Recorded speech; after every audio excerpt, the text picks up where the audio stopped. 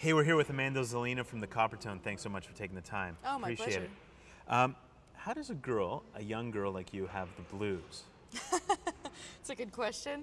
I think it's a loaded question. I think it's all relative, really. Right. I mean, I'm not going to go into my childhood, not saying it was torturous or bad or anything. Right. I'm definitely lucky, and I've been blessed with a great family and whatnot. But, I mean, everybody has the blues. There's times that everybody gets it, and I feel like I have these emotions that are amplified a lot of the time, which is why I make music and play music. And I think growing up on the blues with my dad playing it for me and being drawn to the blues and feeling sort of like it's a home for me, whenever I have felt sad or got depressed or anything like that, it's just sort of been the route that I've taken to sort of, I guess, channel that depression out.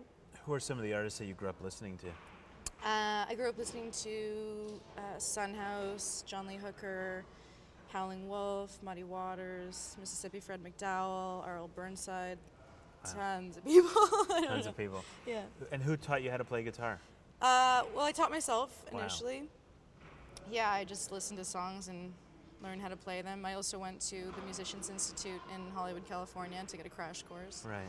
But I mean, mainly I think that the most that I learned was really from having to watch videos or listen to a record and pick out what they were doing. Right.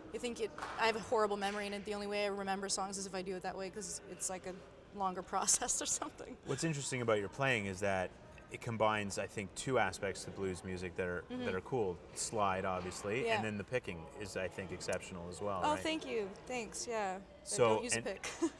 You do use a pick? I don't you use don't a pick, use no, you don't no, you no. don't use a pick. So it's it's kind of both those styles integrated, and some of my favorite players do both. You know? Cool, So yeah. why a metal slide and not a glass slide? Is that preference or? Yeah, I think it sounds dirtier. I don't know. It has a. For me, I have to work harder for it too. With the glass side, it resonates really easily, and Right. the notes are sustained. And I find that with a brass slide, which I play with, it's I have to dig deeper into it, and it's harder to maneuver around and get those notes. So I feel like I'm putting more of everything of myself into it, which is what I like to do with my voice and Right. with lyrics and stuff. So it's always, everything has to be kind of a little bit of a challenge because it pushes you that much further with your, I don't know, with having to put yourself out there. And know? you find it's easier to hold stuff using With a brass glass slide, yeah. Oh, with a glass slide. With a glass slide, yeah.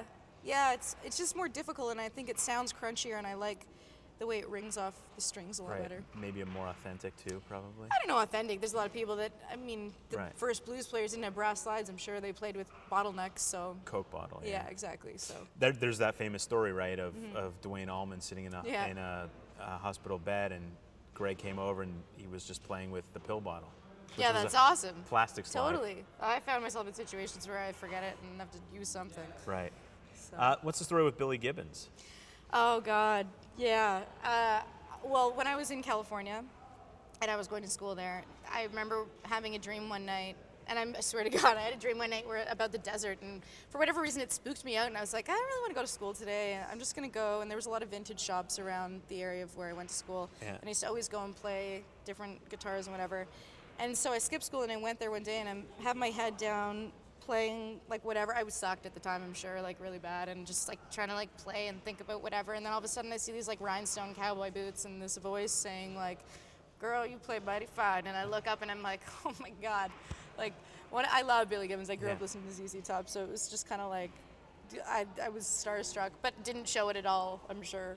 I don't know. And then he sat down and he was like, now we're gonna jam, and I was like, what? And everybody in the guitar shop was like, what's going on? And he sat down with a Telecaster and an amp, and he just showed me how to play a new turnaround of blues, and he asked me to play every single one of my songs for him. Wow.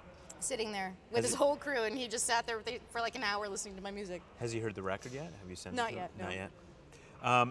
And the other story that I think is interesting is the bull story and the cover of the record. Yeah. It's a reoccurring dream, right? Yeah. I have these weird things with dreams, and I always have, Yeah. but this one was like, it was really haunting, because like I have recurring dreams. I used to have them a lot more as a child, but then to have them like a year ago for like, I don't know, 10 nights in a row, I don't know what it was now, but it just kept waking up being killed by a bull, and it was just sort of like an anxiety attack every morning. So finally that morning where I woke up and decided, okay, I get it. It was weird. It just sort of made sense to me at the time. I went and grabbed my guitar and grabbed a slide and just like, you know what, screw it, I'm just going to do what I want to do. Cool. Let's talk about the record. Produced by Daniken. Yep. And was this one of the last records you produced? Do you know?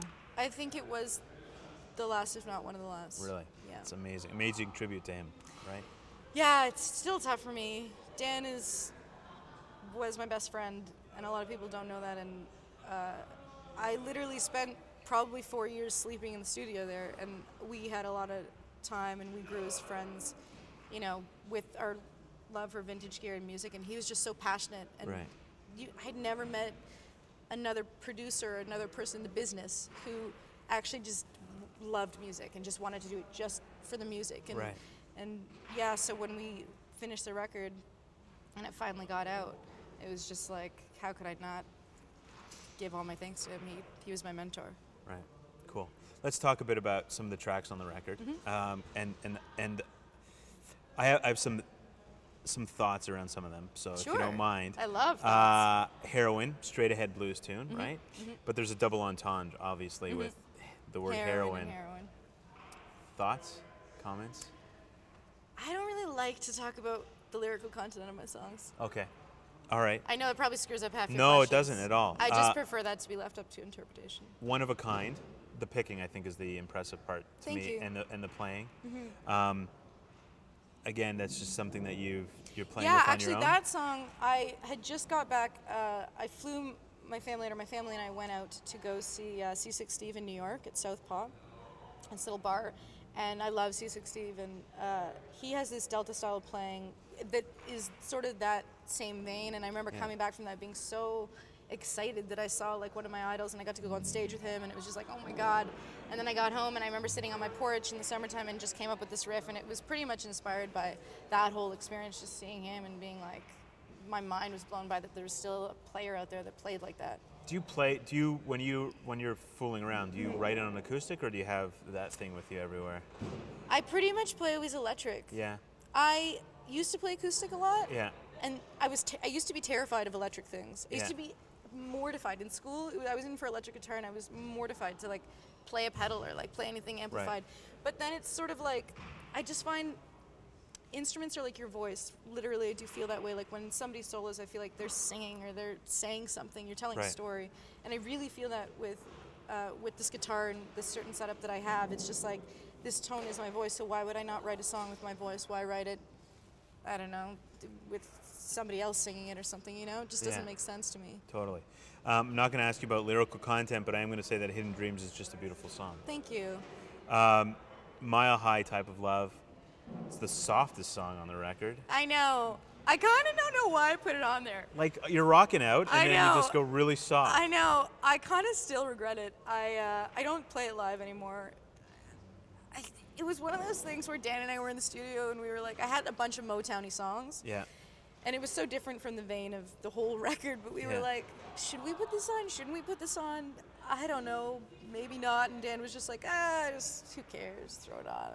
Still, I laugh at it because I'm sure he would be laughing at it too. We'd probably call each other and be like, what the were we thinking? Like, Right. But, you know, whatever, it's out there. It's a B-side. So. Ramblin'. Yep. All the Slide is great. Awesome. Is there some overdubbing? Because I would imagine that you recorded it off the floor, but Recorded off the floor, all on tape. There's no overdubbing, but there is, I think it's Ebo. Yeah. I think Dan's playing. Okay, Dan's Ebo. playing something on. Yeah. Okay, got To it. make that, like, you know that weird sound at the beginning that sounds video gamey? Yeah. That was him with an Ebo. Because there's a couple other times where I thought there's at least two instruments there, and they're not just the guitar, but maybe. Yeah, sometimes Dan would just come in and be like, Play. do you mind if I play? I'm like, yeah, please play. Right. You're amazing. Cool. What are you listening to when you're not listening to your own stuff? I don't really ever listen to my own stuff. Or is there anything that people would be surprised that you're listening to? I don't know. I'm really sort of like an extremist, and I get obsessed with something and listen to it constantly. Yeah. But I mean, usually it's all the same stuff. Like, I grew up, like, I really love listening to Earl Burnside on vinyl and Mississippi Fred McDowell. Yeah. Anytime I put it on, Specifically on vinyl? I only listen to stuff on vinyl. Okay. And I guess God, I don't know. Anybody new? Any contemporary blues musicians or Well, I guess the Black Keys are contemporary. Yeah. And so is White Stripes? White. I love the White Stripes. Yeah. That's obvious. The Dead Weather. Yeah. Their new record's insane. So good. But there's not a lot of people that really hit it home for me. Well, I'm just going to recommend Government Mule. Oh, yeah, sure, yeah, of course, yeah. Because that's the first thing I thought of when I listened to the record is that the playing is well, Warren is on it in a different planet.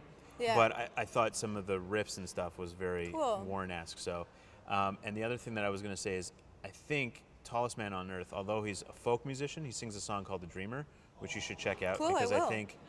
I think you could try your hand at it, and I think it would sound really great. Right on, I'll definitely do that. Thanks so much for the record, and thanks for stopping by and My playing for us and pleasure. everything else, and good luck. ExploreMusic wears English Laundry apparel.